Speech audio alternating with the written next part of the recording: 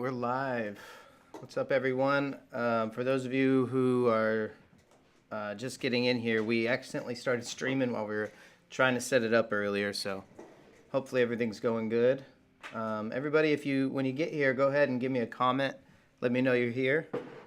I'm trying to set up for Facebook to let everyone know on Facebook that we're here. That's something I never can quite do right. But, yeah. If you're here, go ahead and drop a comment. Let me know you're here. We're going to start working on this portrait that we started last week, and we're going to do the next stage of it. So for those of you that watched previously, it's a continuation from last week's painting. So I'll probably talk about a lot of technical stuff. What's up, Easy Airbrush? Yeah, again, for those of you that were here earlier, we started a stream on accident when we were trying to get everything set up. But we got it, we think, right now. How's the audio? Let me look. Everything looks good there. Do we got both the left and right channels? Doesn't look like it.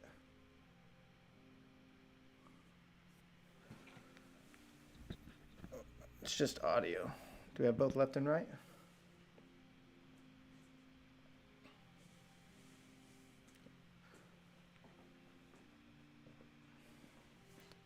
Is that good there? All right, cool. All right, we're just waiting on everybody to fill in. I'm dropping my Facebook thing, and then we're gonna start painting here in just a minute. What's up, Chad?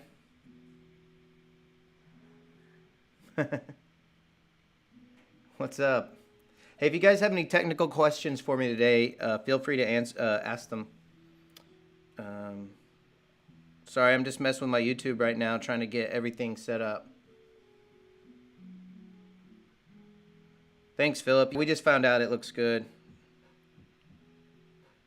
I'm sharing it right now. Whoops.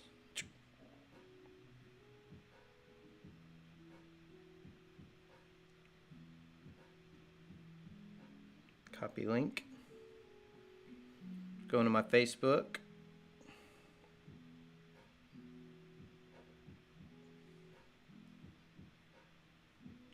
I'm live.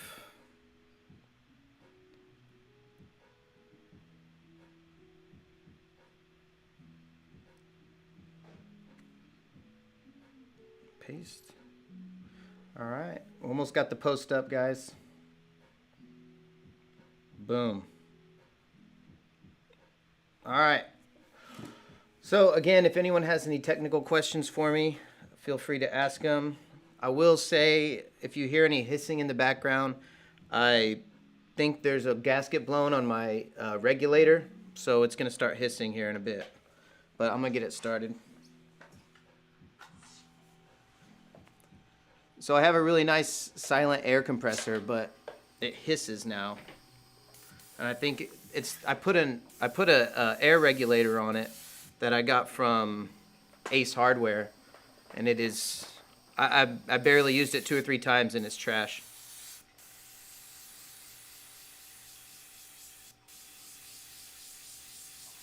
Hey Faith, will you hand me my tablet? So I'm using a slightly different color this time. How's that hissing in the background? Is that too distracting for everyone? Do you have a way to plug it in over there? Got 15%. Oh, here. Alright, just move that over to here if you can. Pulling up my reference right now. Waiting on everybody to fill in. What's up, Brushstrokes?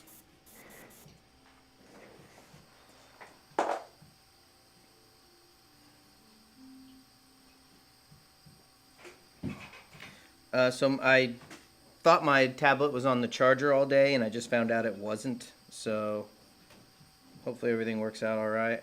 Got my reference ready.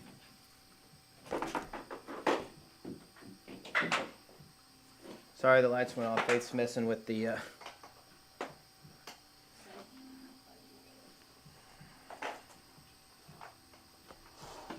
Can you reach under there? Mm-hmm.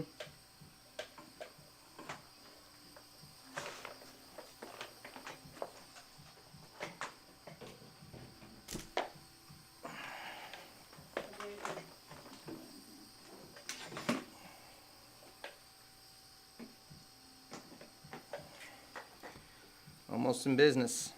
Bam.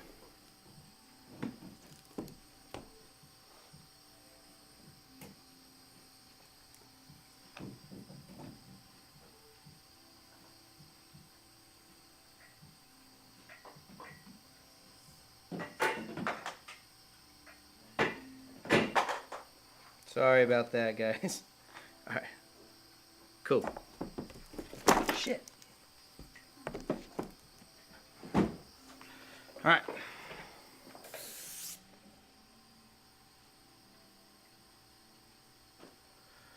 Easy Airbrush asks if the air compressor can overheat because of that. Likely, I don't know.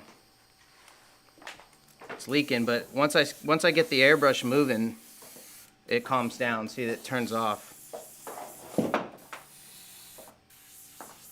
So I'm still just kind of getting my color right. So I'm gonna add a touch more blue and black to it.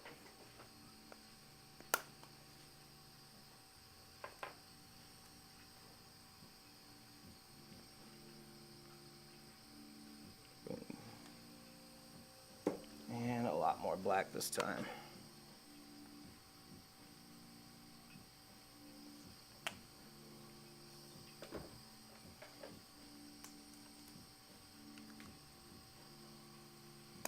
So one silly thing about when you're live streaming is you guys get to see us fumble around and make mistakes, stuff that I normally would edit out.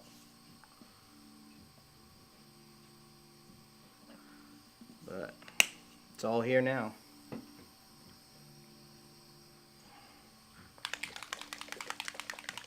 Secret weapon, the 40-30, as you can see.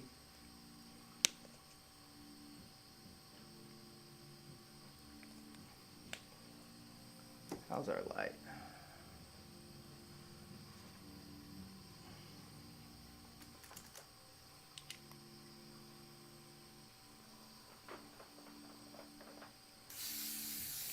There we go.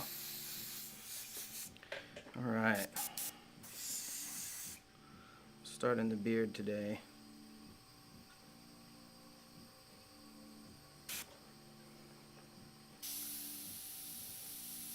So I just got some new parts for my airbrush, so it's spraying really like smoothly today.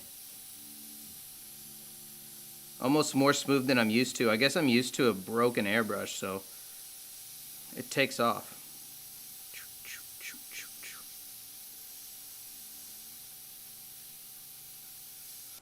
All right, we're good to go.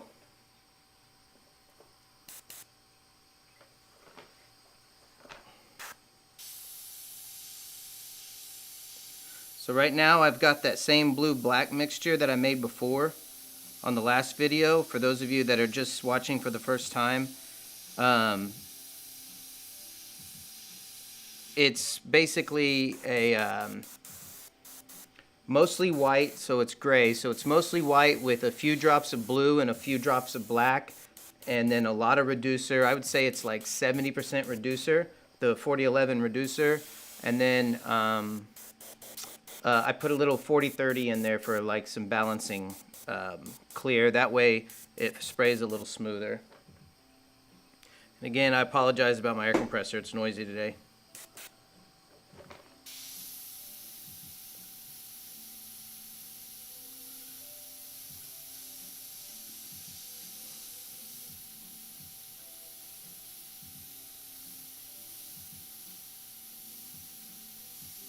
So one thing about this technique is it's a layering process. The first layer is pretty much just a layer to get all of the information down. It's not what I call a working layer. So I'm not committed to any of my movements. I'm just trying to get the image down on the substrate, and that's it, or the, what do you want to call it, canvas. It's actually a piece of clapboard.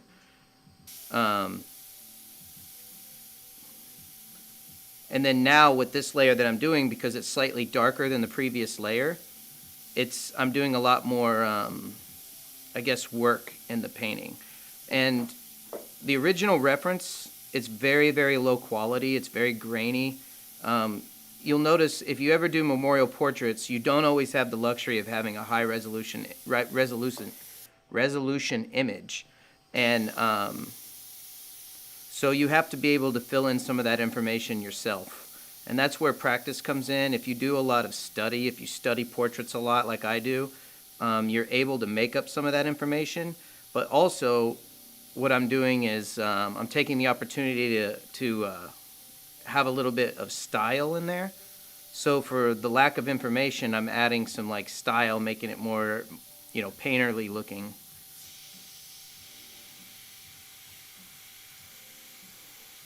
So after I'm done with this dark layer, I'm actually going to go back into it with a white layer. And you'll see me do that here in just a bit. What's up, David? Haven't seen you in a while. How you been?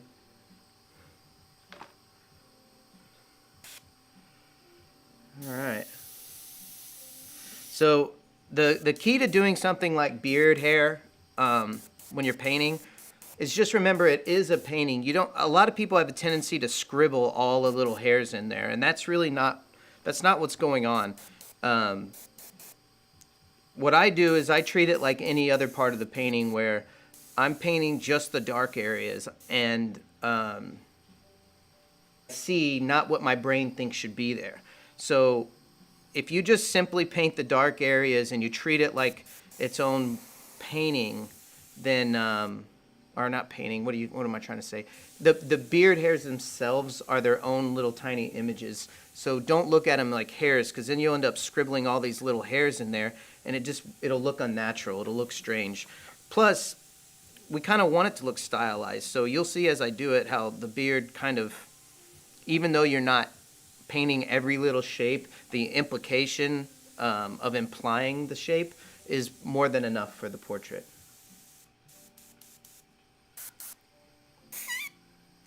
David says he's hiding in a cave painting little jammies. Oh, painting in your jammies. That's how I did the first, I don't even know how many years. I can't do it now because I'm painting in my tattoo studio. So people could walk in at any time. For those of you who have watched my live stream before, you know that sometimes I stop suddenly because we have like a customer walk in and I have to talk to him.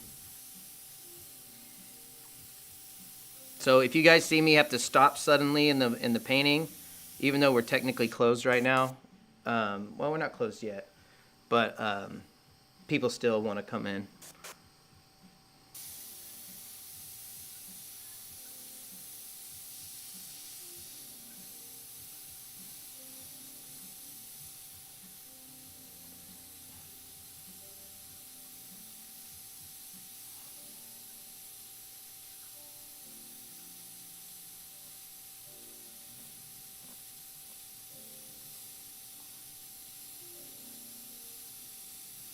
See, you'll notice, I'm just painting little bits of shadows. I'm not sitting here worried about the hair. In fact, I'm not even thinking about hair. I'm thinking about shadows and shapes, mimicking the shapes that I see in my reference. In my mind, I'm not thinking about hair at all, actually.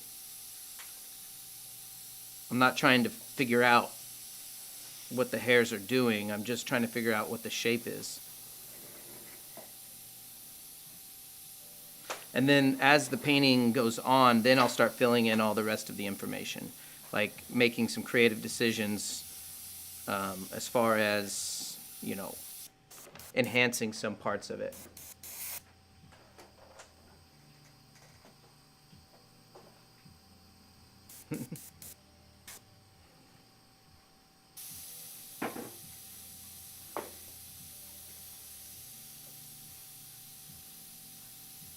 So again, I've decided to go ahead and answer a lot more technical questions if you guys have them. So just ask away. Of course, I'm painting at the same time, so I'll just have to answer them as I look over. So I apologize if I don't get to a question or if it, I just don't see it. I usually get a lot of the same questions, I've noticed. A lot of them are about what airbrush I'm using or what type of paint that I'm using or my air pressure. But yeah.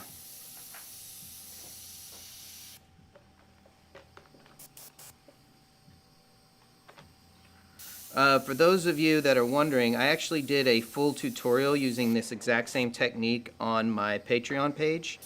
And if you want to see that, you can go to my Patreon. It's only $5 right now. And you get to see a full edited version of my monochromatic technique. And it's up there right now for your viewing pleasure.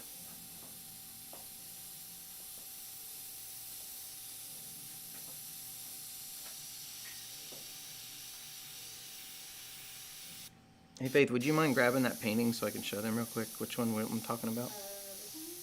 The one behind me? That one up there?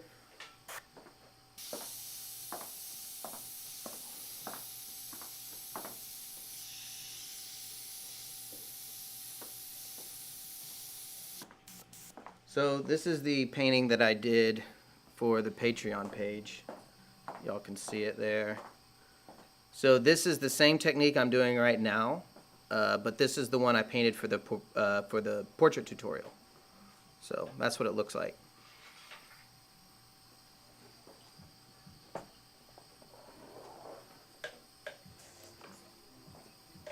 Hopefully my air compressor doesn't overheat. It just started doing that right before I started this live stream. I guess blew a gasket or something. I don't know what it did. But I didn't have time to mess with it.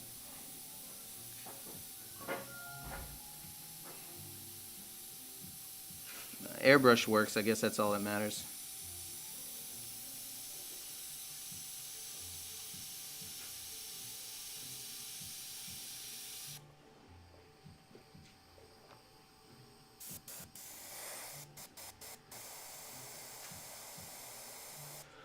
Richard says, did I start darker?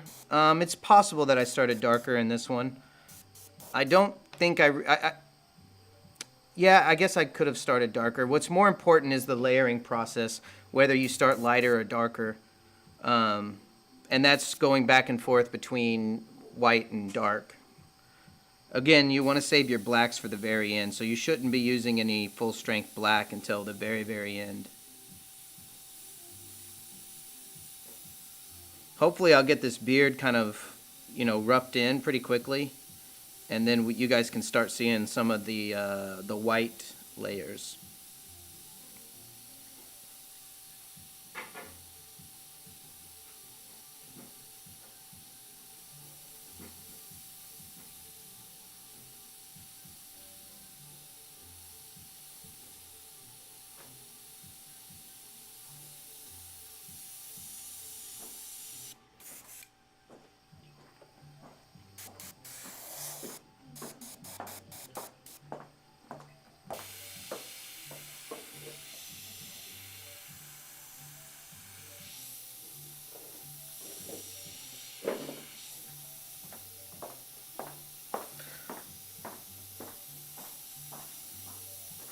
So I would say, like, when doing a portrait, I mention this a lot. It's really great to have your reference as close to your eyes as possible. You want to minimize the travel that your eyes take from from reference to your actual painting, because there's a lot of information lost. I see I see people sometimes where they'll have their reference really far away, and you'll see them turning their head a lot like this, looking at their reference. And the more you have to move your neck or move your eyes to see your reference, the more opportunity there is for a loss of information. So the more you can get your reference, your reference close to your painting, the better. Sometimes I'll even stack it, right on top of it.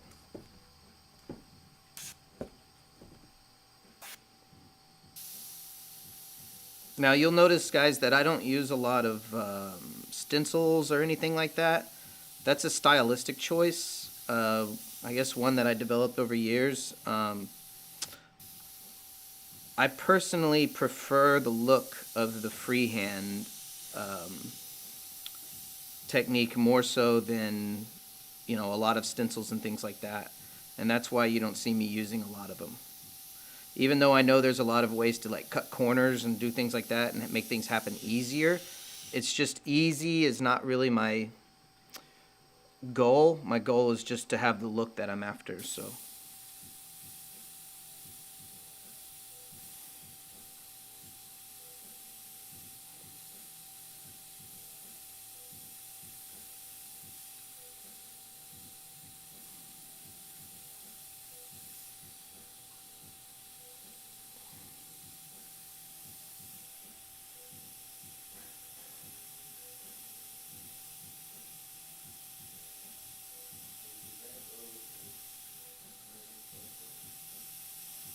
Oh, yeah. We'll see, she's like going out of town or something came up, so I sent her days, for the last weekend of it. I don't understand the question, Susie. Or is it a question?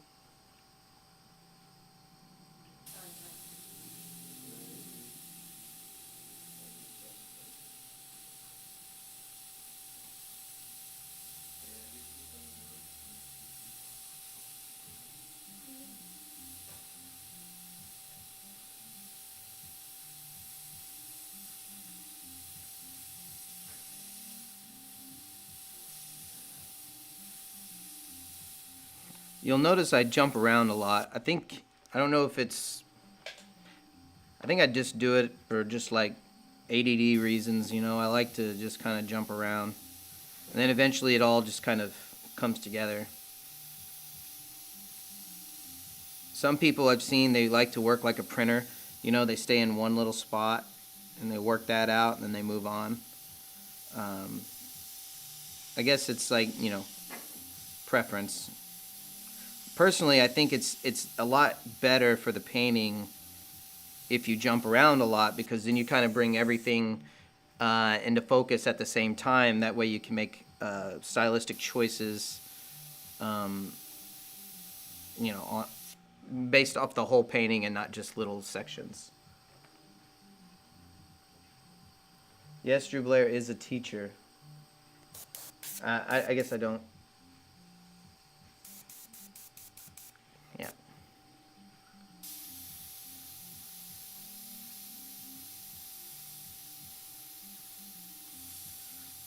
Yeah, I've met him before, I guess, if that's the question. What's up, Susie?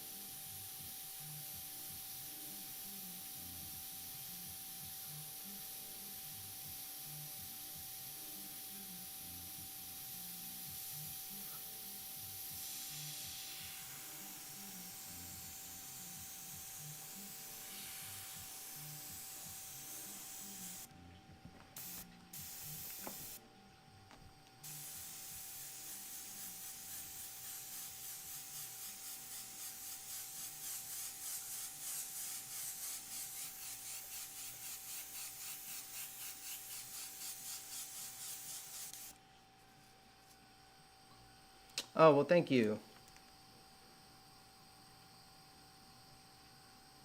Oh, tigers. Yeah, I love, actually, tattooing tigers is my favorite thing to do when it comes to tigers. They're very, the stripes really help with the form. More so than, say, tattooing lions. Lions, you have a harder time getting the form down than, say, with a tiger.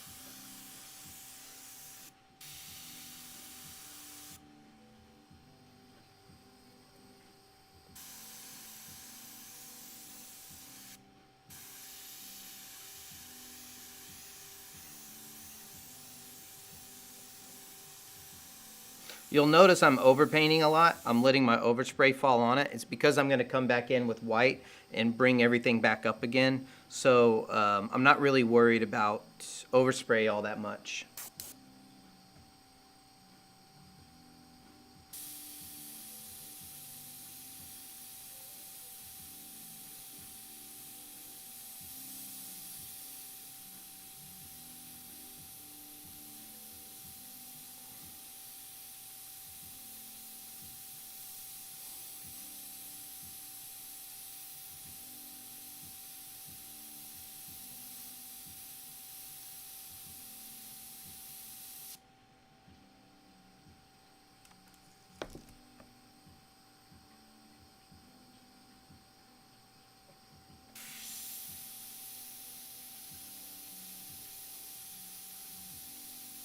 Looks like a regulator. I don't know if you guys can hear it on camera, but I can hear it quite a bit on the background, my regulator.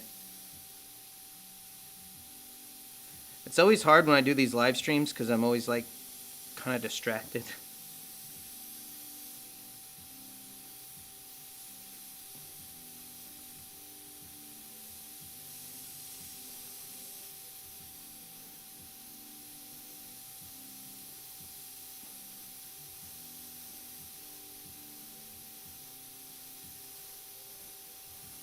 You see how I moved my reference really close to where I was working because it's really easy to get lost in this area because it's so abstract. So the closer I can get my reference, the better.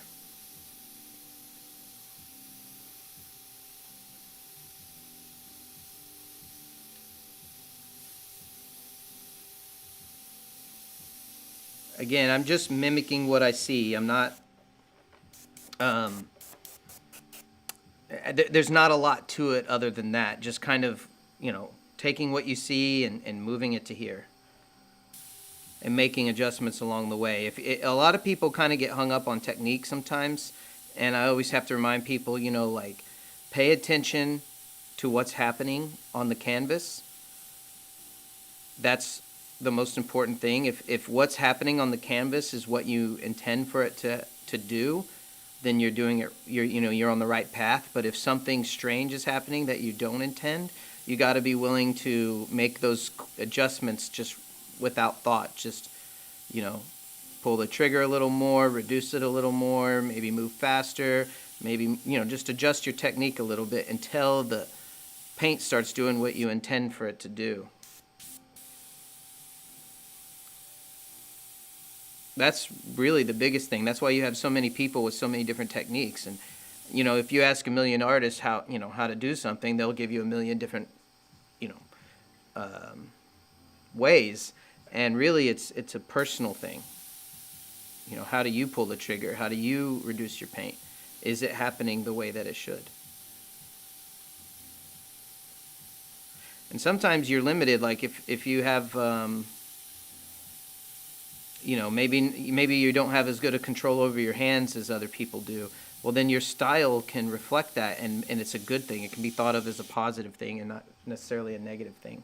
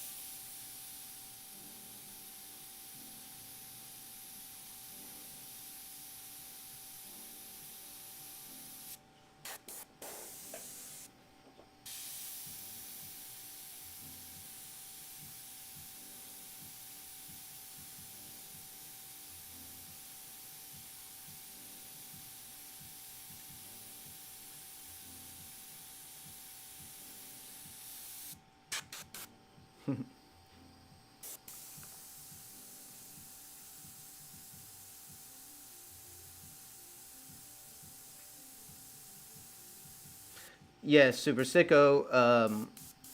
When it comes to doing any kind of hair, you should think about the shape of the hair rather than the individual hairs themselves. Those are kind of irrelevant.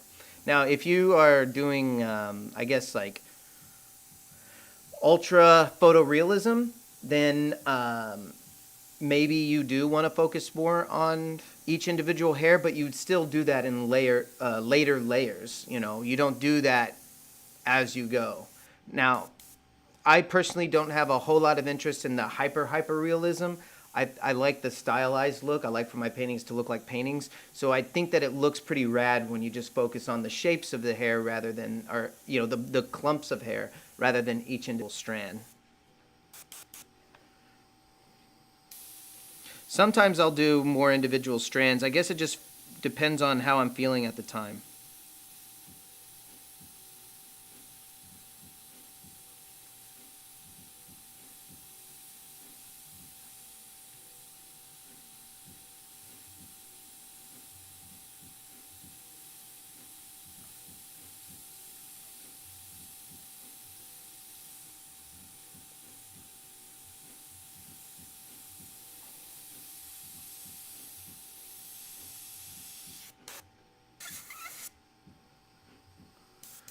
Richard wants to know if I use toned canvas. If I can help it, I do prefer toned canvas, but in this case, it's just white. But yeah, I do prefer a gray, like a light to medium gray.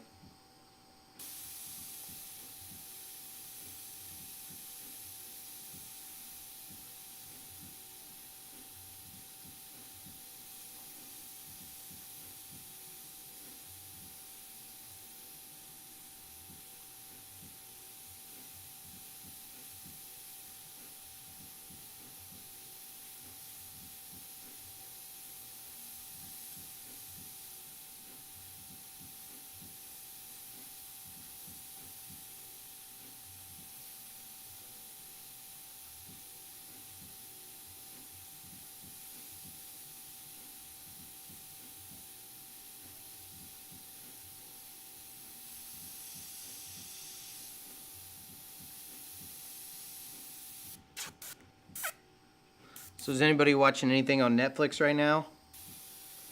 Faith and I just finished The Umbrella Academy, season 2. Was it last night or the night before? Yeah, it was pretty good. So if you guys are looking for some Netflix, Umbrella Academy is pretty good.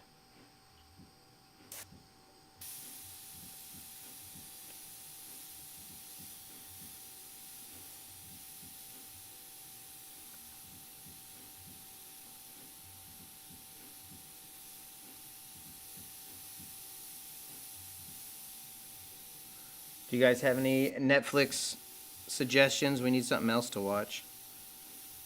Or maybe we don't. I don't know. Maybe we should do this more. Maybe we should paint more.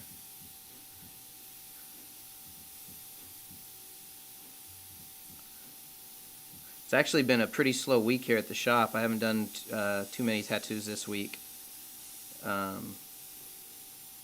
Which you would, I don't know. I don't do good with that. I feel like I'm better when I'm super busy, even though I complain about it all the time. But yeah, I definitely would rather be busy.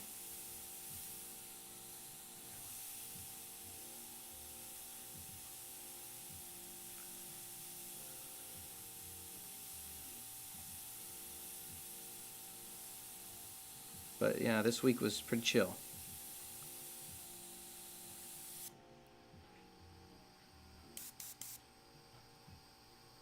Rob wants to know how far along I am. I finished it. I finished all of season 2. It was really, really, really good.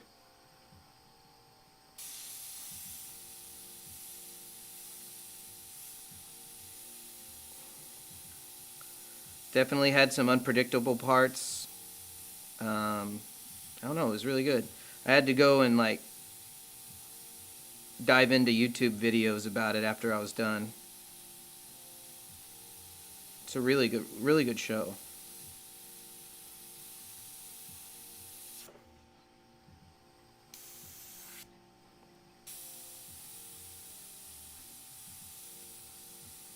For those of you that don't know, Umbrella Academy is it's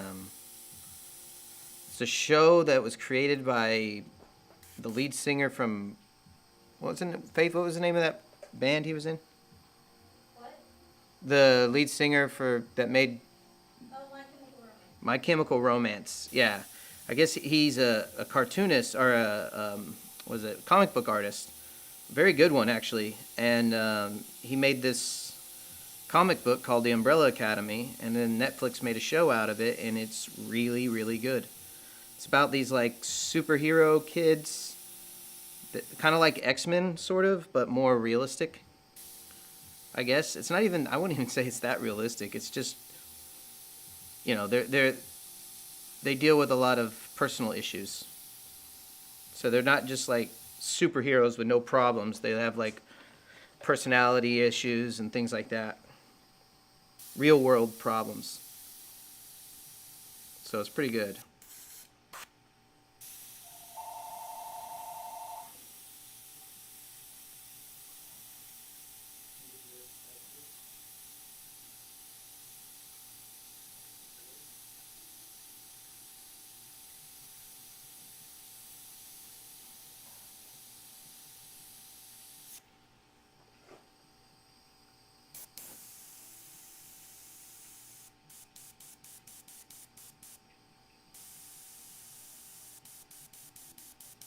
What's up, Dennis? Yeah, the last stream. You can still watch the stream. And yeah, I'm doing really well. Thanks for asking. But the stream is still up. It's archived, so if you guys want to watch the first part of this, it's still there. To be viewed. As I was saying before, like, one thing about doing streams is you know, you get to watch me kind of mess up and stuff. When you do all those edited videos, you don't see any of the times that I, you know, mess up my airbrush or spill paint or any of those silly things or technical difficulties. But when we live stream, you see it all. You see me fumbling around, not knowing the camera's on.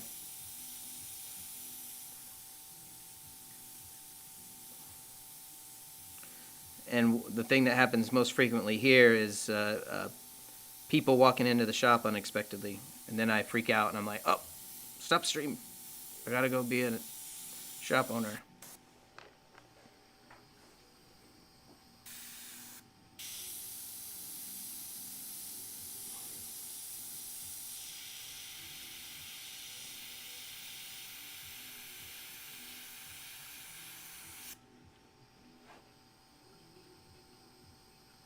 Lock and Key. No, I haven't seen Lock and Key.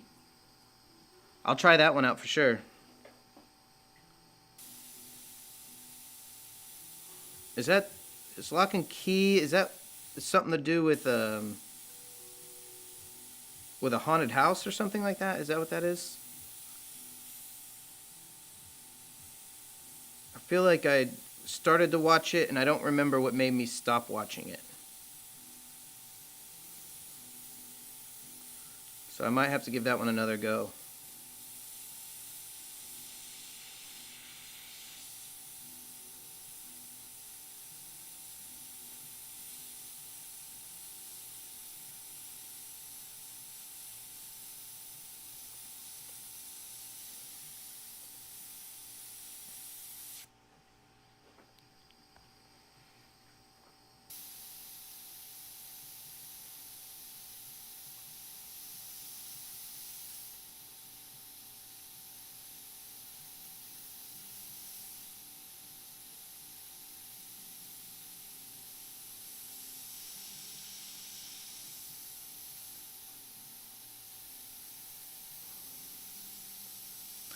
So the way I've been doing my paintings lately is I've pretty much just been doing them on live stream. So you guys will notice I probably have a lot of paintings I've started and then not finished. This one I actually have to finish because it's a painting of it's a memorial portrait for a friend of my dad. My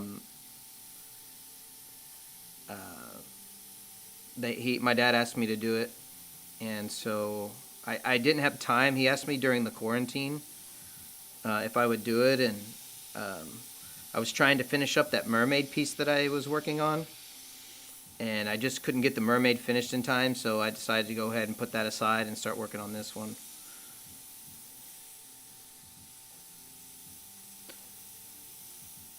Because I spend a majority of my time these days tattooing, actually.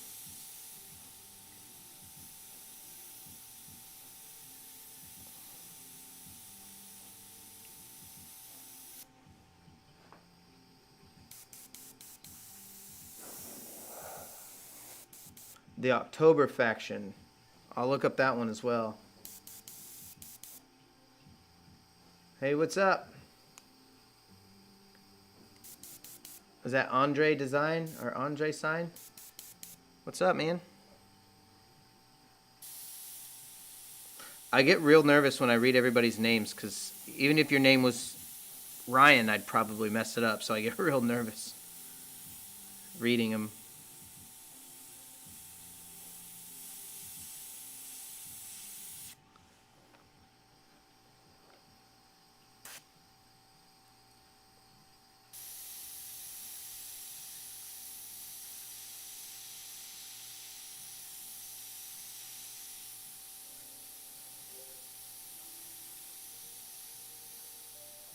This actually reminds me of when I was working on the mermaid painting of painting the water, where it's just a lot of random shapes and even though they seem like you could just scribble them and they would make enough sense, I try to be as accurate as I can. And so you just kind of have to kind of ignore what it is, or trying to make sense out of it, and just paint what you see. And eventually you'll step back and you'll be like, oh, there's a beard.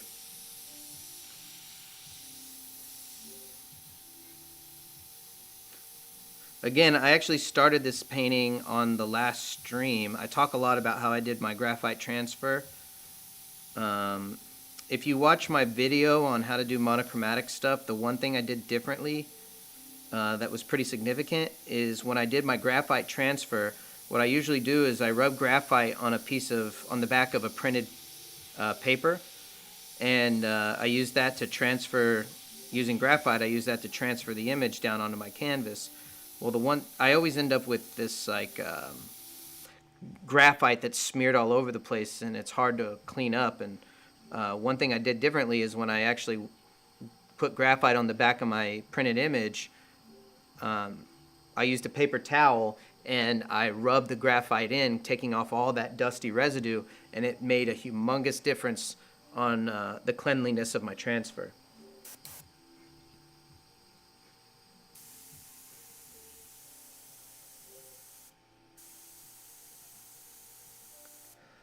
Super Sicko says, do I always spray off to the side? Yeah, I do. I do. That's how I control my pattern, and that's how I see my needle. I actually don't like this. It doesn't feel natural to me. Like trying to do it, let me see, like this, which I guess it works just fine. I guess you get a tighter pattern. If I do want a tighter pattern like that, then I will spray straight on. But I don't know, for some reason this has always just felt right. Plus I use it to make straight lines. So like, see this line under his collar? See, I'll spray into the line like this, and it helps me make these kind of straight lines. If I did it this way, it feels more difficult to me. So doing it this way actually just, I don't know, it just feels more natural. Because I do freehand a lot, and I don't use any shields, and I don't use any masking materials at all, and so I have to direct my overspray. I have to point my overspray in a direction so it doesn't kind of fan off in all directions. So if you notice, like right here in his glasses, if I wanted to make his glasses, say, you know, a lot darker, if I spray into the, let me get this flowing really nice. If I spray into it like this, I can control the overspray. And I actually do that with my tattoos as well. Like I point into the dark area, so that way I don't have any creeping on the outside edge. See that, how I work like that? And then on this one, like on this side where, you know, because I'm more natural leaning it to my right, so I can actually point down like this. And you can see how I can do it, and I don't need any masking materials at all.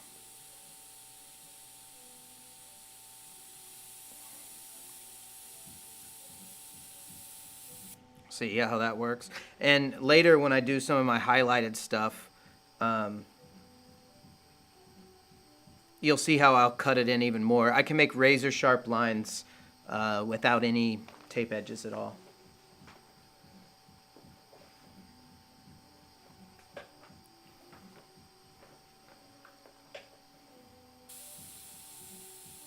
I'm jumping around a lot today, man. I guess I get kind of like in my head about it. I'm like, I want to make sure you guys see enough progress so you don't get bored. But as long as nobody's bored, I don't know. Even though everyone says they're not bored, I always feel like they are. So I like jump around a lot so everyone can see the, you know, the paint leaving my airbrush. Like sometimes I'll geek out, like when I'm just painting by myself and I'm not recording or anything. And what I'll do is, I'll focus on one little area like this. Let me get that paint flowing. If I focus on one little area, I'll just sit here and nerd out just in that one area forever. And if you guys were watching me, you would think I wasn't doing anything at all, because of how much I would just sit here focused on one little spot. And it's really great if you're going to focus on one little spot like this, kind of nerd out in a specific area. I recommend noise canceling headphones, because you kind of get in this Zen mode a bit. Maybe a podcast or something. And time just has a way of just, going. Like sometimes I'll put in 8 hours or something. Mainly when I'm tattooing this happens, but where I'll be so in the zone with what I'm doing that I don't even notice the time go by. And then next thing you know, it's closing time. And I'm like, oh, shoot. Because I've been nerding out on this one little spot. But it does help with detail. Like, that's how you get those paintings with the real hyper detail and stuff. It's when you get to put that attention in certain areas, which I highly recommend everyone do. I think everyone, not everyone, but a lot of people could slow down a little bit. Spend a little bit extra time on their paintings and see what kind of results you get with just that extra bit of attention here and there. See, I'm kind of nerding out for you guys right here so you can see what that looks like. When I say nerding out, that's usually what I mean. I don't know, it's a term I use for like hyper obsessive with, you can say geeking out or whatever. It's just you're kind of in your zone because it's your hobby, This is what your passion is, it's your love. So you sit here and you're not worried about money and you're not worried about time, you're just worried about making something cool. Dennis wants to know what I'm painting on. It's a piece of clay board that I got from Hobby Lobby.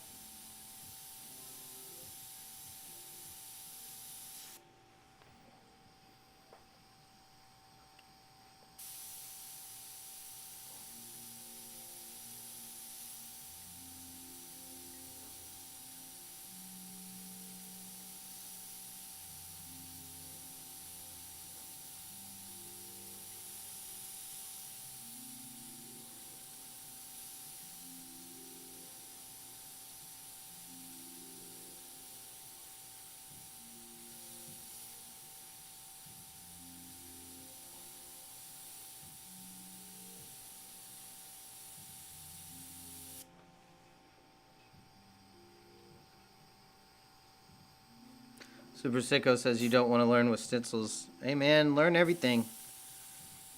No shame in having a lot of tools in your toolbox.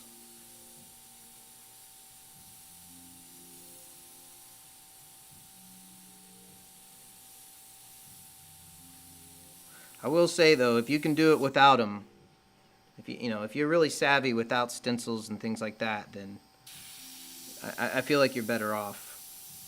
Like there's a few times when I've had to do live painting when I don't have any time for preparation, and being able to just paint something on the fly with no stencils, no tools at all is it's a pretty handy skill to have. Like if I was to say be on the road for something and maybe I needed to make a little bit of money and somebody had a car or a motorcycle, and all I had was my airbrush and a couple of bottles of paint, I could make that money. I wouldn't need anything more than that except my cell phone, my airbrush, and a couple bottles of paint. And I think that's a pretty handy skill.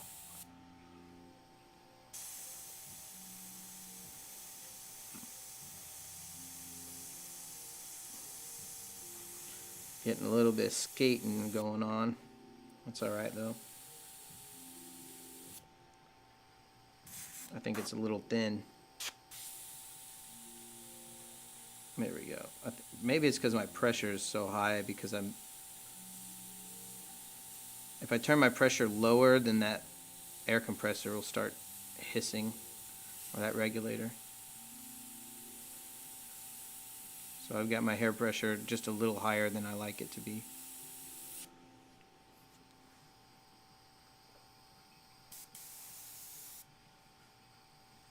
Super Sicko says Drew Blair is amazing, but his stencils are pricey. Hey man, you don't need stencils at all.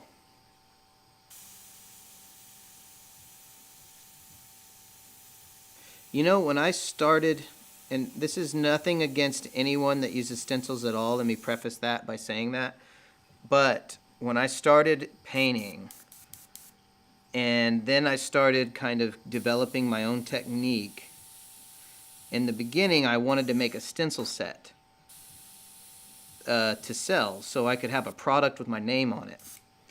And I started to feel like, as I was thinking about a stencil set, I felt like I was lying, because I would say like, oh, here's a skull set, and then I'd think, well, what are they going to do with this? They never saw the reference. They never saw where I got the idea for the skull, so what good does this do for somebody? I mean, if I need to paint a skull, I just paint a skull. And I started to feel like, I don't know, I felt like it was a waste, or a lie anyway, like a cash grab for me. If I were to try to make a stencil set, I would be making it for the wrong reasons. So I decided against it. Yeah,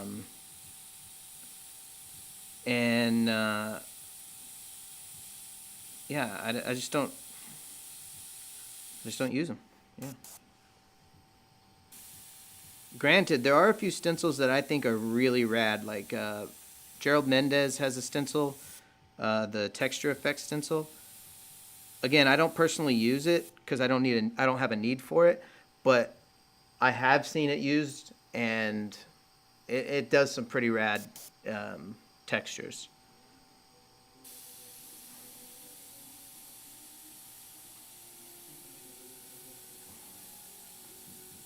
So I think when it comes to stencils, I think the most valuable stencils are going to be textures, more so than like a skull set or something like that. I know there's probably some artists that are friends of mine that if they heard me say that, they'd probably be like, "Hey, Ryan, shut up." But I don't know. I don't know. I don't have a use for them.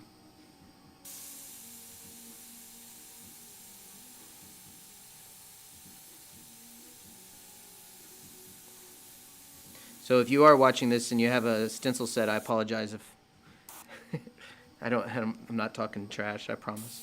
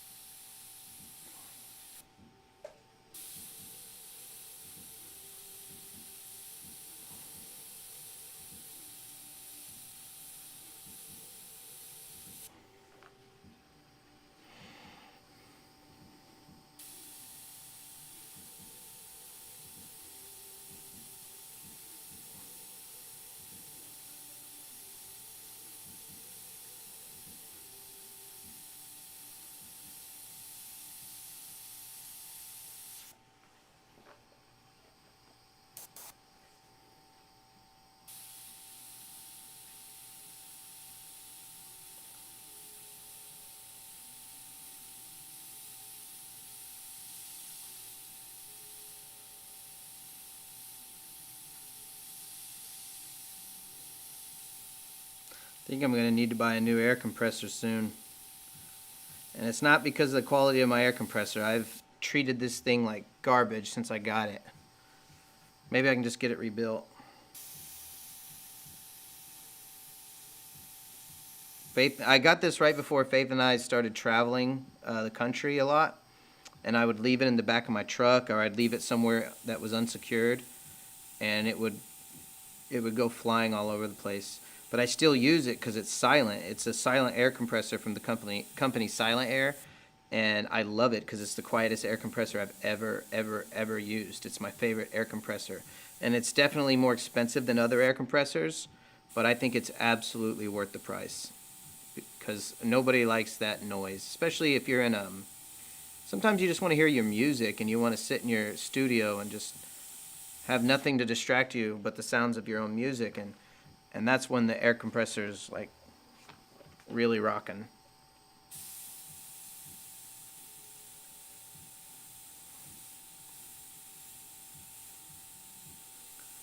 And that's not a sponsored thing. They never sponsored me or anything like that. That's just my honest opinion.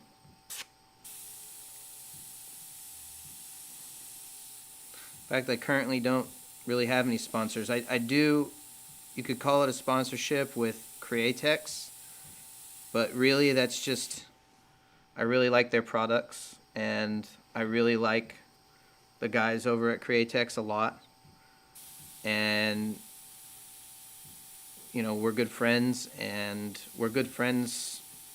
Even before I liked using Createx paint, I was good friends with these guys, and they never pushed me to use it. They never said, like, use my paint or anything like that. In fact, if I did use another paint, they would encourage me, you know, to keep using it. You know, they would say things like, you know, if you don't like it, don't use it. I don't care. You know, they would still send it to me, and then it would be like, you know, just give me feedback if you have it. If not, you know, don't worry about it. And I was honest. I was like, look, here's the reasons I don't like to use your paint. And over the years, their paint just kept improving. Like, it kept getting better and better and better and better until eventually it started outperforming the paint that I was more accustomed to, which was just automotive paint. I was using Standox automotive paint before that. And once the performance of this paint started to again outperform my Standox, I just switched. And yeah, I'll probably use Createx for the rest of my airbrush career.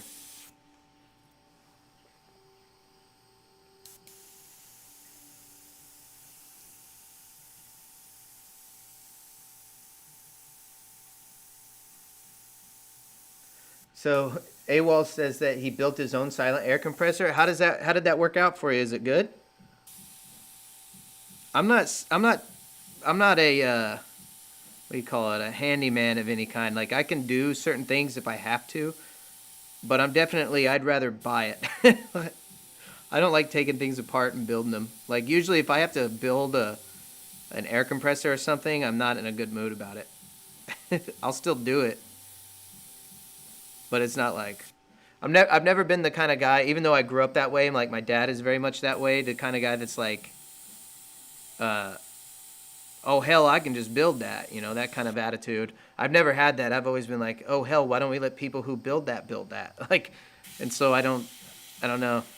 And so I've never been that kind of guy. But guys like you, the guys that just like to build stuff, are good friends to have. Because people like me, man, I don't like it. I like painting. I guess I'm lazy. Maybe I'm lazy.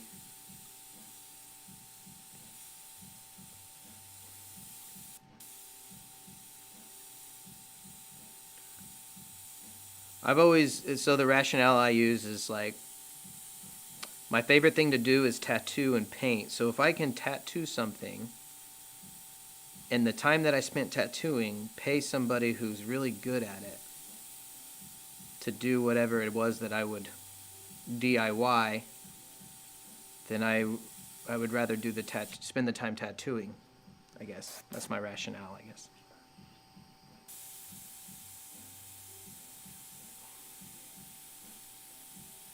Like right now, we have a lot of things we need to do on our RV, and I'm like, man, I need to find somebody I can pay to work on my RV.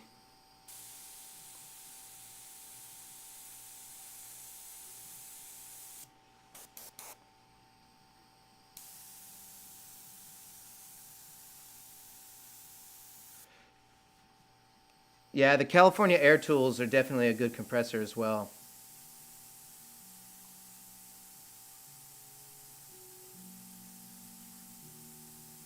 Nice. You said it works pretty good. That's pretty cool, man.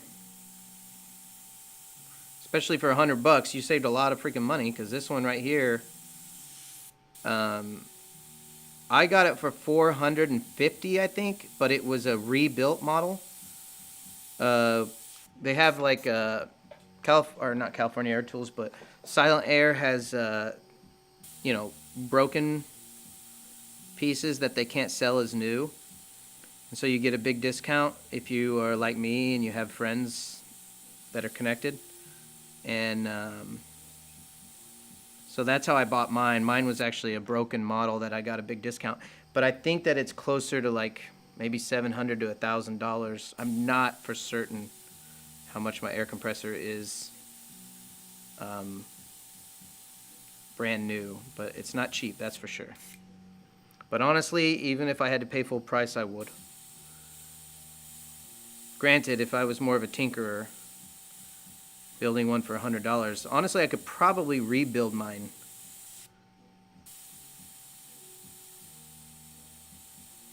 And save a lot of money.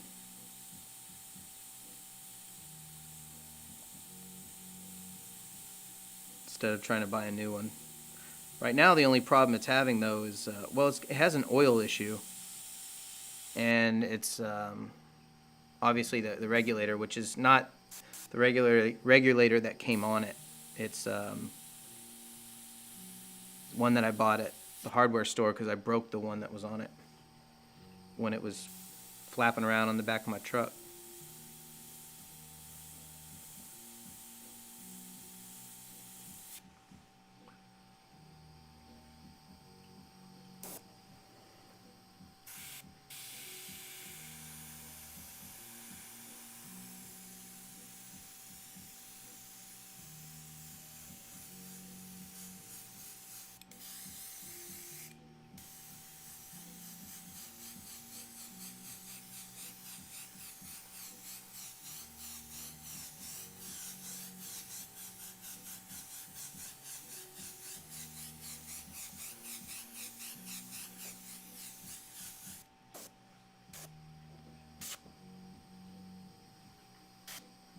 I left some glue left over. I need to wipe that off.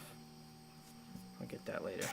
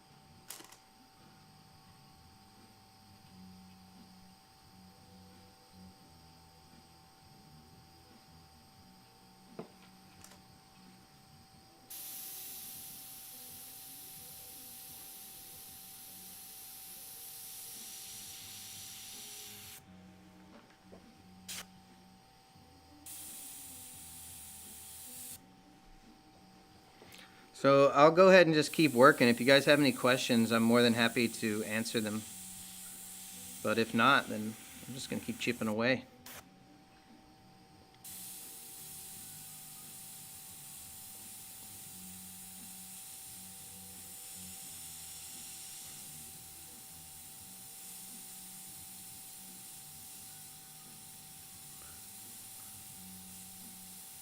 By the way, if you want to support the channel and you like watching the live stream videos like this, there is a super chat function, which is kind of like a tip system that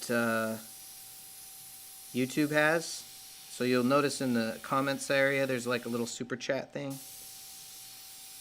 in case you feel like tipping.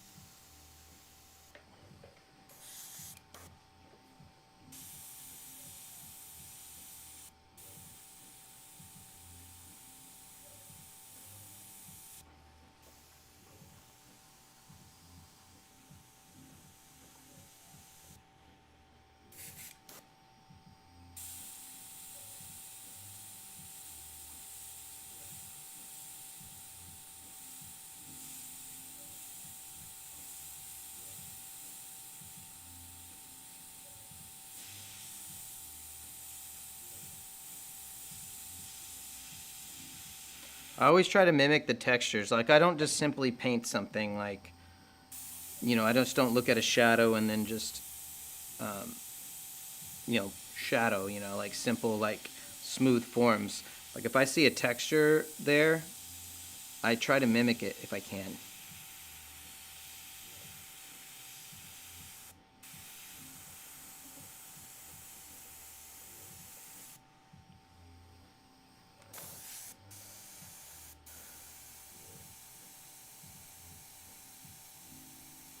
Did I start with white over pencil lines in my 30-part series? I don't feel like I did, but maybe I did.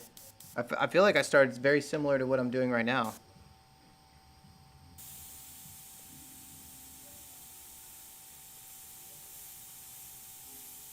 Although, you can do that, for sure.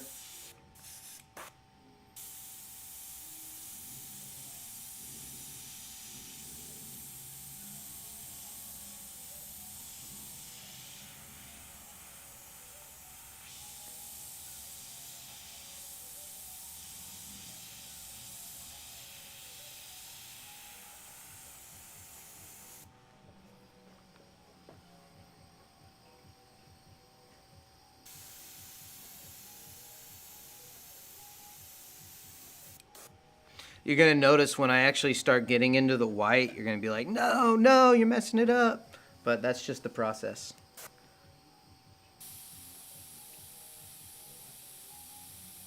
I end up looking like I painted this thing 4 times over.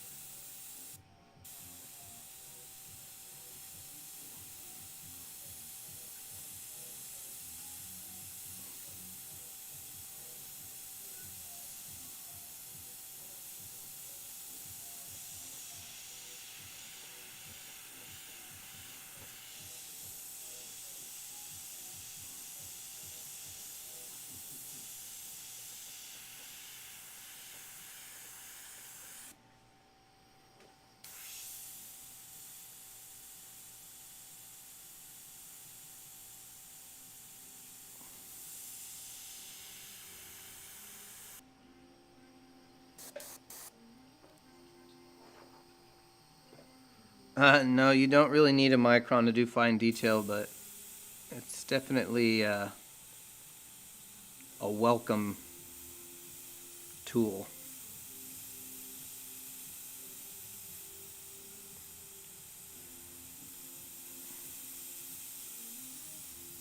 It definitely makes things a little easier. I do have a micron here, but it's broken.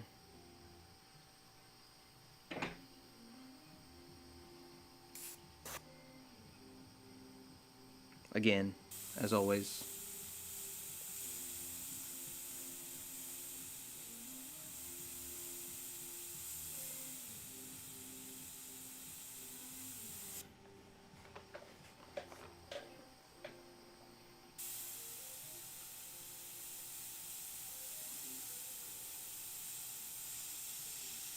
I think when people ask things like, how do you paint hair, or how do you paint this, or how do you paint that, I think they're looking at it the wrong way, especially when it comes to realism. Everything is just light and shadow. Everything. Everything is light and shadow. So if you just paint the shadows, and you paint the light, and you paint what you see, it doesn't matter what it is. It's all the same.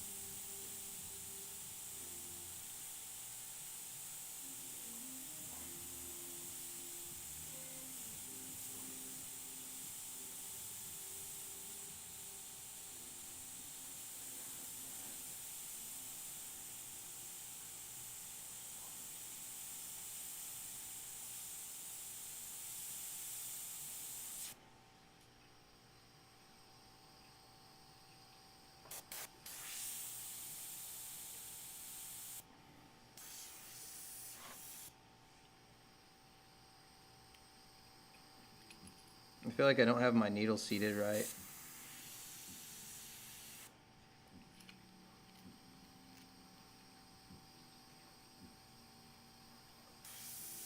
I don't think I did. There it is. Yeah, this whole time I didn't have my needle seated. No wonder. I felt like it was spraying way too easily. Look at that. This entire time I've been painting, my needle was just, it wasn't completely flush with the tip. So so every time I would touch the trigger, it would start flowing. I thought it was just because I put a new tip on it, but no, it wasn't.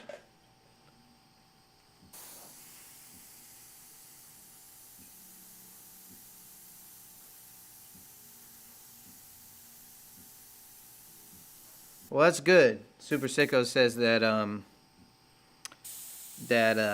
he feels like he learned the wrong way. Now, I don't like the words wrong and right when it comes to art, but definitely I do have an opinion as far as how people should go about learning. And I do think that freehand is probably the best way to go, in my opinion. Now, I've had a lot of people argue the opposite with me, and they have valid points. Basically, when I talk about teaching people freehand techniques, I'm usually arguing that the freehand should come first and the stencils come second. And people tell me that, well, a lot of people have a hard time with with freehand. Therefore, the stencils make it easier on them, and thus, it's less frustrating. And then they can graduate up to freehand, as if freehand is the advanced way of painting. And I actually disagree. I think if you are not savvy with freehand, then why would you go straight to cutting corners with things like stencils? Like, you'll be better off with your stencils if you have a really solid freehand ability. You know, if you're not dependent on your stencils, then you're going to be better off with them when you finally get them, you know, like, but if you're fully dependent on them, then you can't express yourself properly. They're kind of a crutch for you. They're a limitation. So they should be an extension of your ability, not the limit of your ability. So that's why I think mastering a freehand technique first is very, very valuable.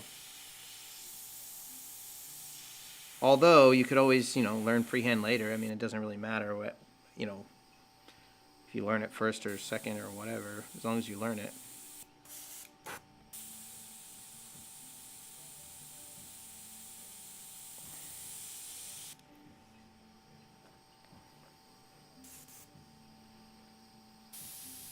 But I definitely like, so when I teach this class in person, the freehand class, I get a lot of people thinking it's too hard, and then they want to go to another class. They're like, oh, this is too difficult, this is too advanced for me, I should be in an easier class. Unless that easier class is just the basic how to pull a trigger class, which is usually you find it in the t-shirt classes, where it's just like, you know, this is how you pull the trigger on an airbrush, this is how you make dots, or how you make this or that. And it's not that advanced. I guess people think that they should, people have these expectations on themselves that if you're in my class, you should be able to paint as good as I do. It's like, no, you're there to learn. Like, it doesn't matter your skill level. It doesn't matter your result. Like, if your painting looks good or bad, it doesn't matter. What matters is, are you learning? Did you learn something? Are you putting in the practices? Are you gaining the information or the knowledge that's necessary to succeed in the future? When you go home, you might not paint like me at all. You might not use, you might prefer to have abstract paintings as opposed to realism, or maybe you prefer to draw, like, you know, cute cartoons or things like that. But it really doesn't matter. What matters is, did you learn the fundamentals? Did you learn the processes that I intend to teach, or that I was meaning to teach? And that's it. If you got that, you know, if you picked up on something, if you learned something, then nobody cares. Nobody's going behind you judging your painting, saying, you know, like, oh man, you're just not getting this, bro. You know, nobody's doing that. Nobody's going like, oh, look how awful that looks, or look how, you know, nobody cares. You're learning. You're in a learning atmosphere. There's no grade, you know? Nobody's grading you. That's what was always kind of a bother to me when it came to those classes, is people, you know, they wanted that finished product that looked beautiful, so that at the end of the class they can hold up this, like, beautiful painting. But sometimes it's like, did you learn though? Like, if I were to give you a step-by-step process that breaks down the painting in 5 steps, and I give you all the stencils, and I give you all the easy techniques to where it doesn't challenge you at all, did you learn? You know, or did you just, you know, think of, like, the analogy is like, if you've ever been to a state fair or something, or maybe you've watched a cooking show, if somebody were to pour out all the ingredients for you of whatever it is that you're cooking, I'm pushing the trigger on this, by the way, because I'm trying to keep this thing from hissing. But anyway, what I'm saying is, if a chef were to pull out all of your ingredients to a cake or whatever, and you don't have to measure anything, you don't have to choose your own ingredients, you don't have to even set the oven, you don't have to choose what sauté spoon you use if that's what you're doing. If somebody did all that thinking for you, did you learn? In the end, you might have the most delicious meal ever, but are you a chef? Did you learn anything? And when I structure my classes around this, I'm not worried about you having this beautiful meal when you're done. I'm worried about, did you learn the process? Did you learn why I measured each ingredient this way? Did you learn, why did I choose this ingredient in the first place? And if you understand that a little bit better, then I feel like it's far more valuable than if I do all the thinking for you. Anyway, that's my rant about that. And yes, it should be a challenge. It should be difficult.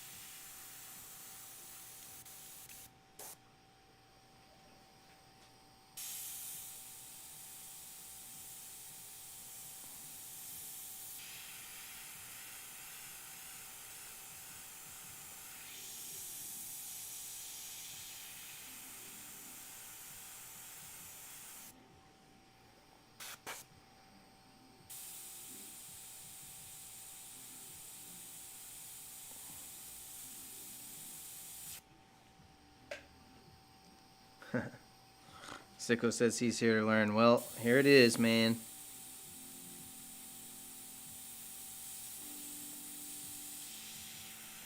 Here's all I got. I am thinking about doing some of my own practicing during live stream because I want to work on my anatomy and I want to work on some of my painting from my memory skills and some of my creative processes. And I was thinking about doing that live for you guys.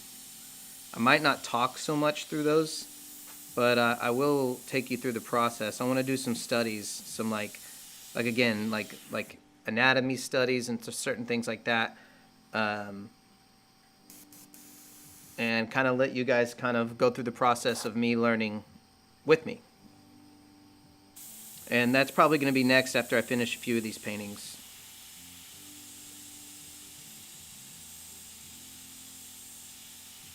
Or maybe I'll just throw one in every once in a while, like a little hand study or something like that.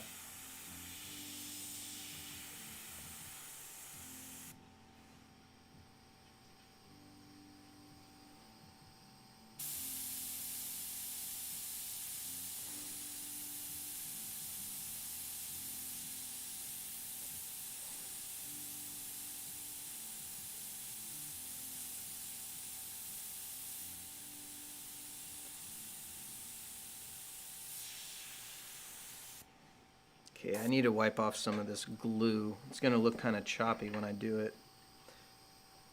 Well, do I even have any rags? Let's see if I can use some reducer and get some of this glue. I left the tape on this thing for a while from when I did my transfer. And it left some glue behind, so I'm going to use some of this reducer. Actually, what might be better is mineral spirits.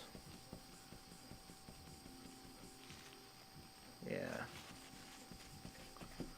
Might grab some mineral spirits. Alright guys, give me just 1 second. I got some mineral spirits just off here. I'm going to go grab it real quick.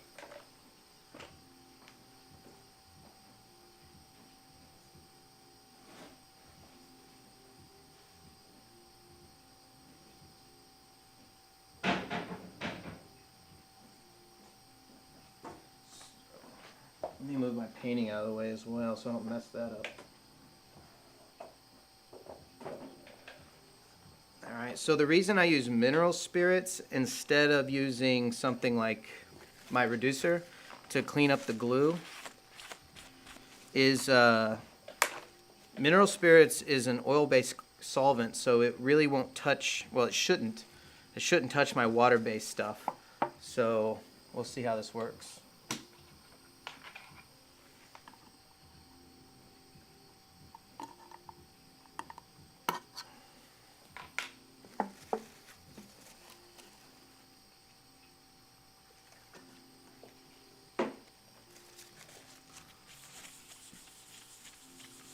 There. See, it works. See, watch. If my calculations are correct, the mineral spirits will not clean off my paint, but it will only clean off the glue. And look at that. You guys can't see, it's off camera. Ah. Well, it worked.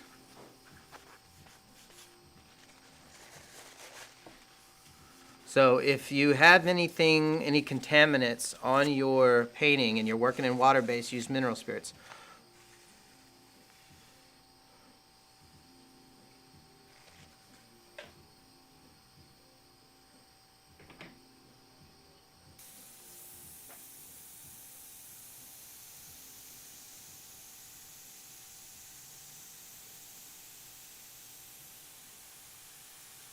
Now I'm just drying it up. Actually, I'll bet you could use mineral spirits as one of those. I don't know if you guys ever saw Michael Valley's where he sprays like soapy water on there to get like a texture effect. I'll bet you could use mineral spirits the same way. Practice or do something that you don't want to ruin first if you want to test it out.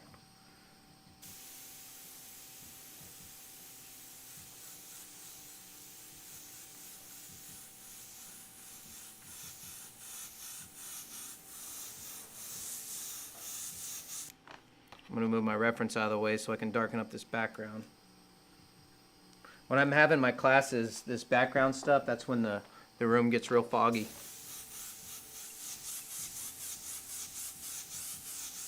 So basically, I'm just bringing all the value. And I'm not worried about my overspray, again, because I'm going to go over all of this with white. Like, basically, I'm pretty much going to paint this whole thing again.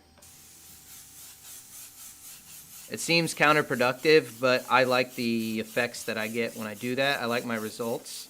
So I don't care that it looks like I'm putting in extra work. All I care about is the result.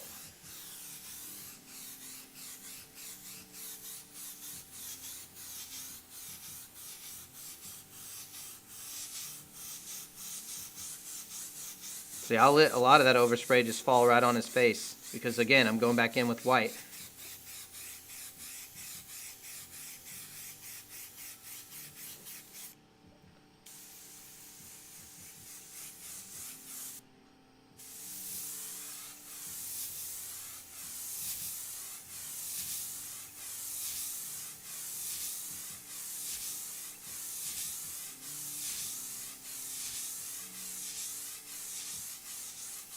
Once I go in with white, what's going to happen is you're going to see that color shift that people try to avoid. I don't try to avoid it because I'm actually going to go back over it with darks again for another layer. Looks like I'm getting a little choppy, so I apologize for that.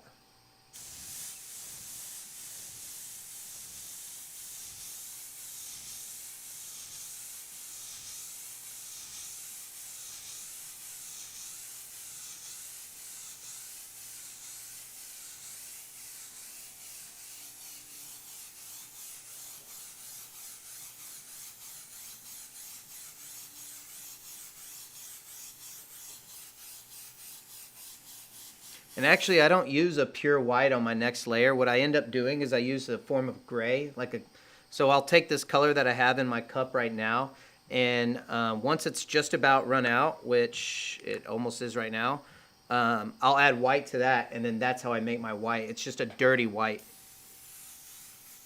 So I'm going to paint over his face before I run out of color.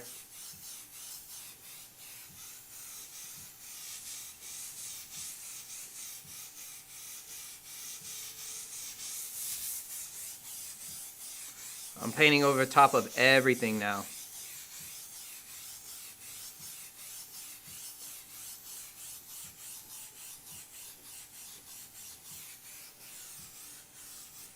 And there, I just ran out. Now, hopefully I did enough coverage. You know what I'm going to do? I'm going to put just a touch of reducer in there. Just to make sure I got enough coverage.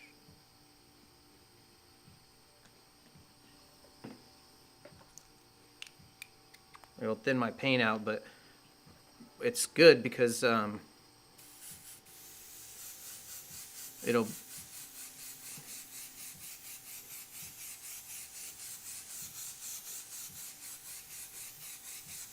There.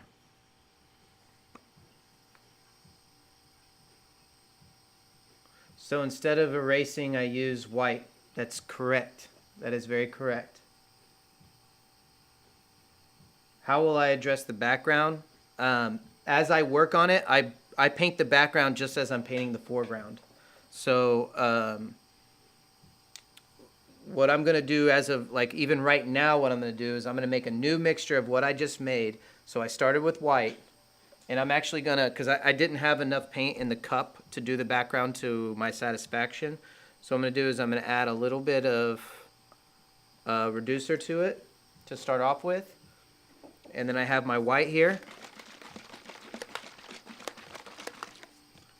Basically what I'm doing is I call this kicking it back, or sometimes I'll call it like burning it, or sometimes I'll even say give it a wash. What I'm doing is I'm washing over the whole piece to mute everything that I did, because right now my whole image is there. Like every bit of information that I need to make this painting is there. So this is technically my underpainting. Everything I've done up until now. Everything from here forward, that's when the painting starts.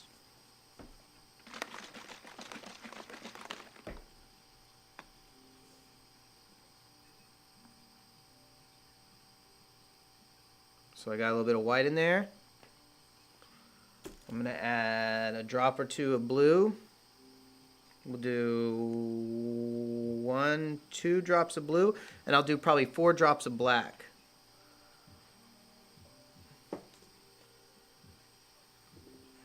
And then that'll be my, I'll go ahead and keep working on the background. So it looks like we're getting a little bit of lag, guys. I apologize.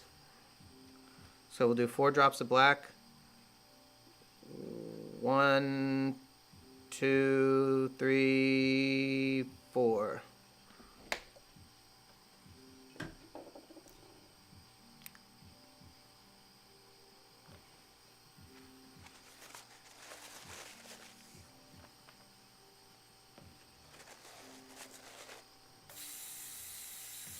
Okay, so let's go ahead and keep working on that background. So it's a slightly different shade from the color I used before, but I don't mind that, because again, I'm building this is still an underpainting.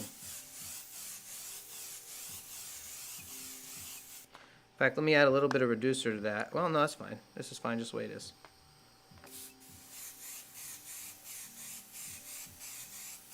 It actually kind of helps with the graininess to have a slightly different color. It's like all these colors kind of blend together, and they, you know, they do some interesting things. So it's not a bad thing having a slightly different mixture.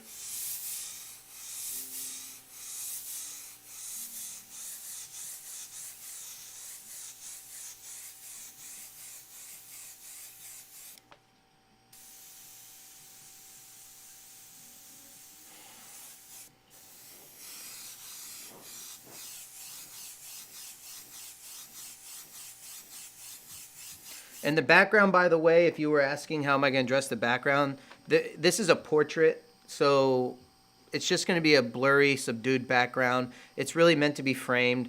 It's meant to, it's something for this guy's family to have to remember him.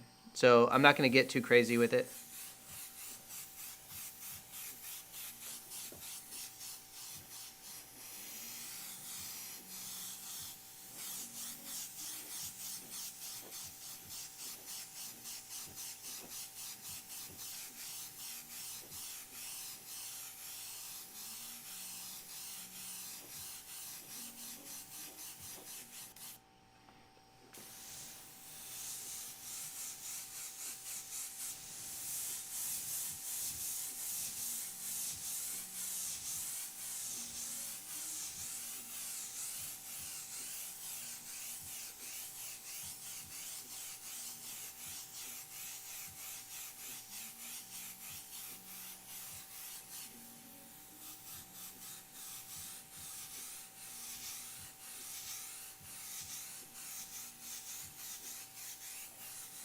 So someone was asking earlier, do I ever start with a tanned canvas or like a gray canvas?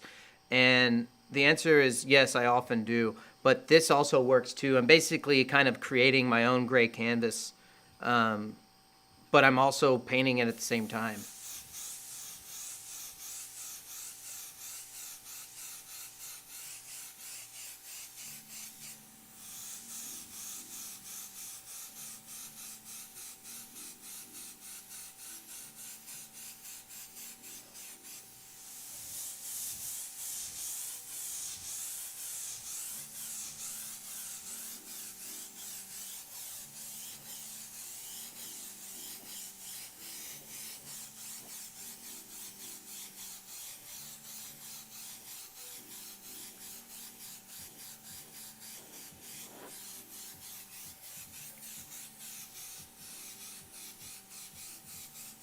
And after I finish the painting, I'm going to end up putting a lot of darks around the edges too. So this is kind of just, again, just kind of evening everything out. I'm going to go across the face a lot more too.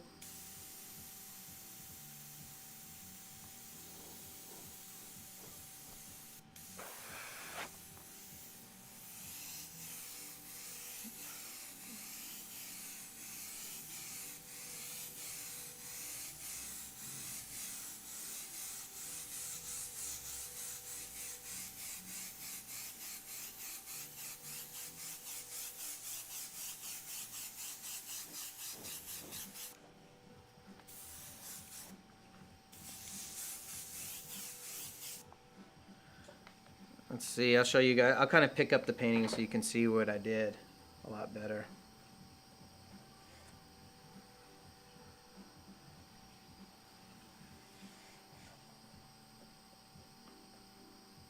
There we go. So now we have the underpainting is finished. Now let's start painting it.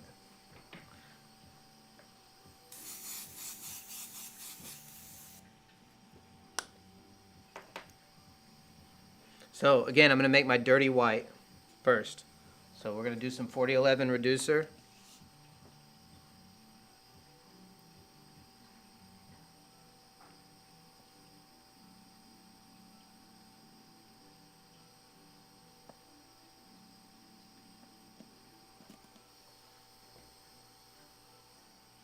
So I filled my reducer to right here at the elbow.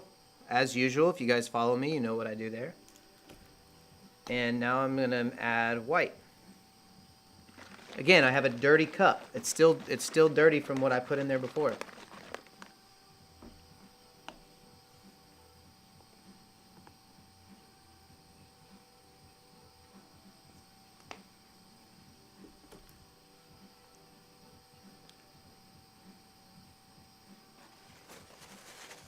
Okay, let's see what I made. Shake it up, shake it up.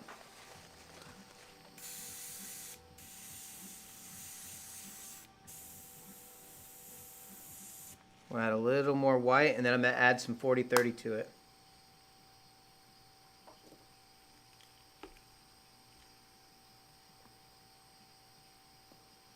So I would say it's 75% reducer at this point. Now I'm going to add a little bit of my 4030 balancing clear. Make sure it's good and shook up.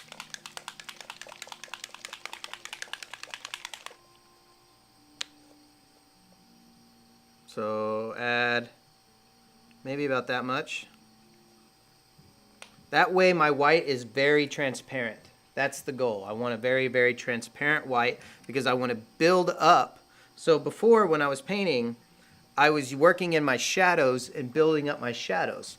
In my highlights and build up my light. So before I was painting the shadow, now I'm painting the light.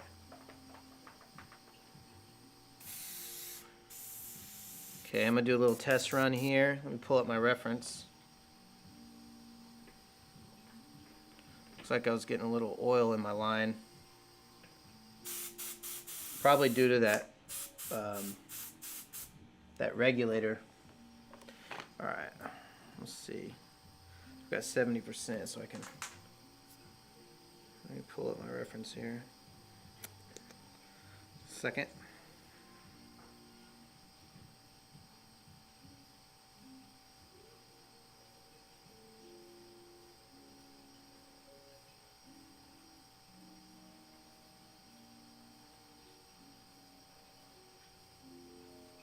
Gotta figure out where I put my reference.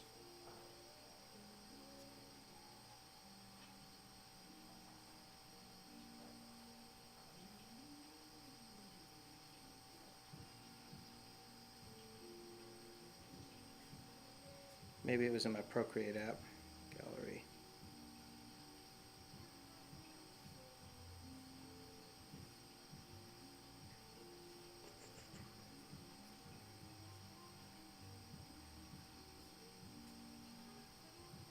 Man, I found it real quick earlier, now it's gone.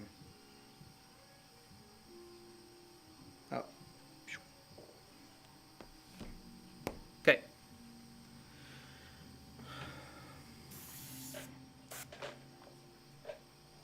So we're going to start in our bright areas, which is going to be right here under his glasses.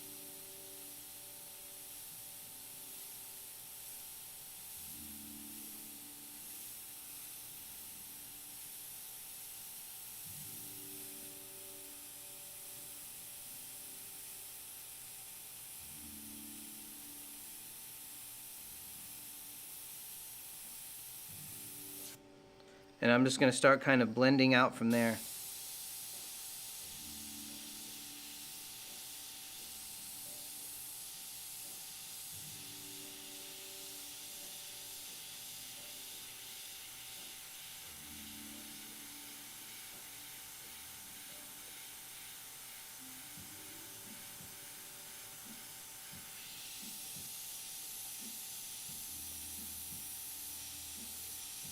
The reason I'm using a dirty white instead of using a pure strong white is because I want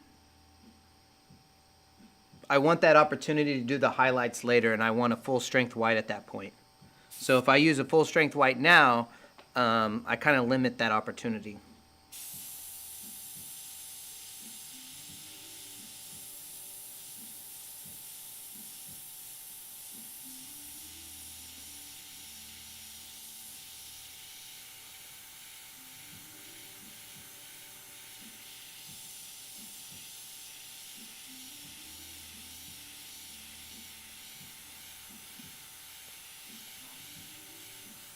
You can see how quickly it just starts building up like that. Hopefully that's bright enough for you guys.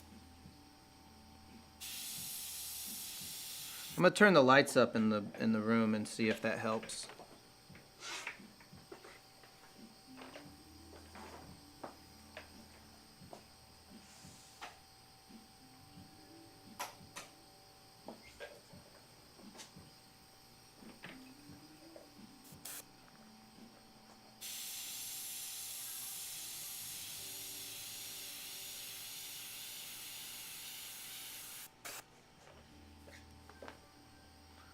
I got a delay over here, so. Oh yeah, it helps a lot.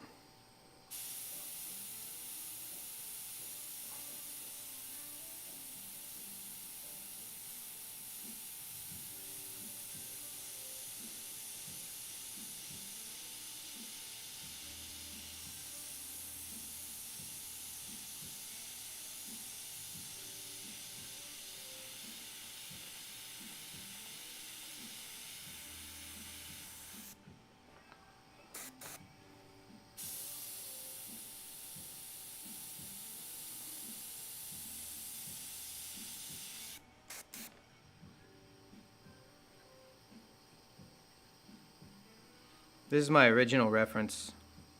I'm gonna edit that down a little bit.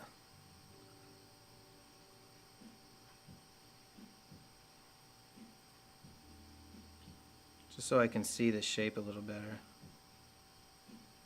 There we go. That helps out a lot.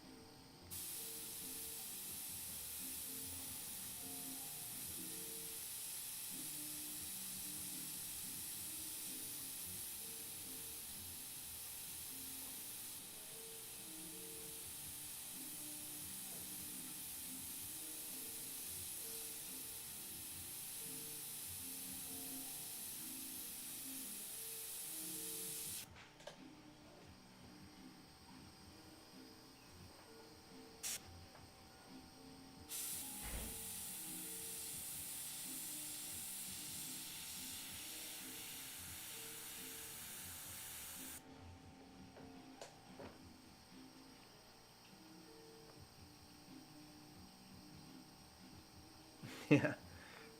Super Sicko says he just realized his issues. It's layers. Yeah, man. Layers, bro.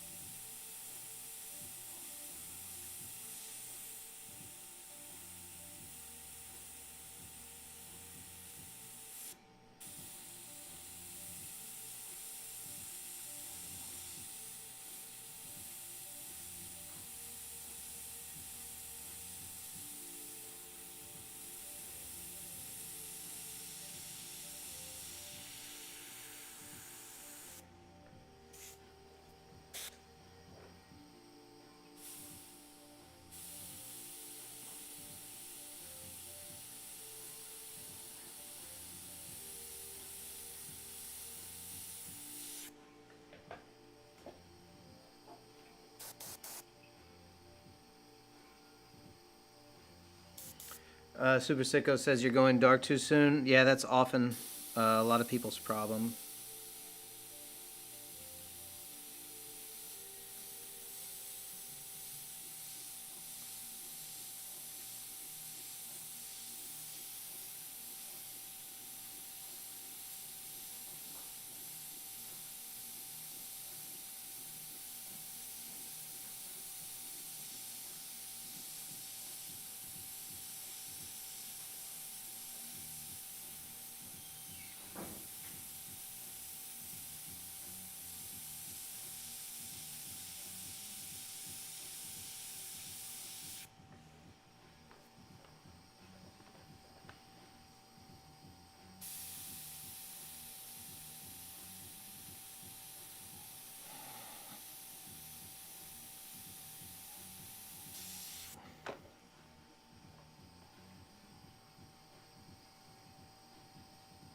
This is also going to help with contrast if you do these layerings. You can. We have a lot of opportunity to bump the highlights up and kick the darks back and build a very a very high impact piece.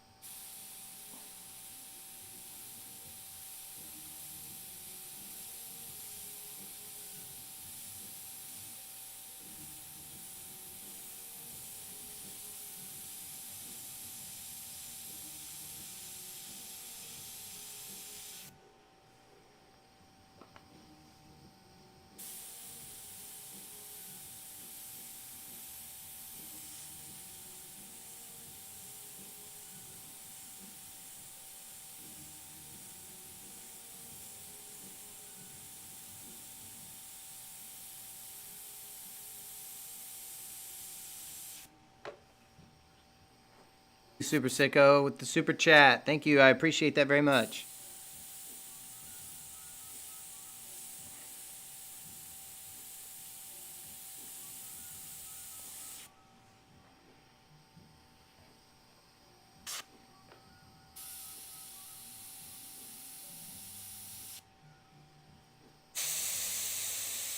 I'm getting a lot of oil in my line right now. I think it's from the bad regulator.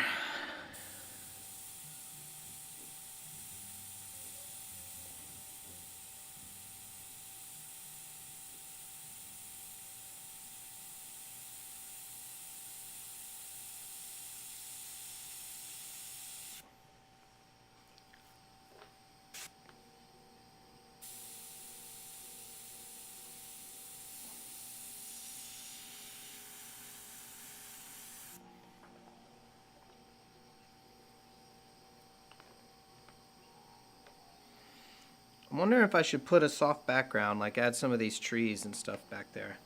I don't know.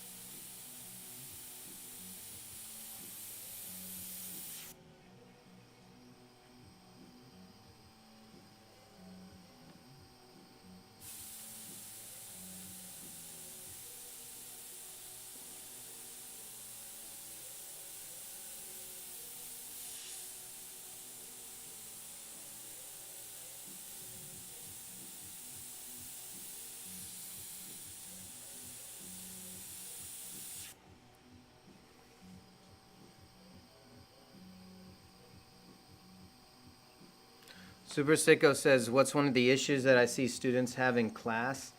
Sorry, my bit rate is falling, so I apologize for that. One of the biggest issues that I find that students have, they get too ahead of themselves. They expect too much of their painting. They expect too much of themselves, and they overwork it, or they either try to go too dark too fast, or they overwork the painting. They try to they like you're watching me right now go through the steps and the layers, and at no point am I forcing this painting to happen. Like, I'm not going through. You haven't seen me go to any part going like, I can't get this freaking eye right. Oh my god! And then they sit there and they overwork it and they overwork it. If you notice, like, I'm putting a little touches here and there, and then the whole thing just kind of starts taking shape on its own. And that's what people have a problem with. They don't have enough patience to just let the painting happen. Just keep putting things, if you see a bright area, make it bright. If you see a dark area, make it dark. Don't force anything to happen.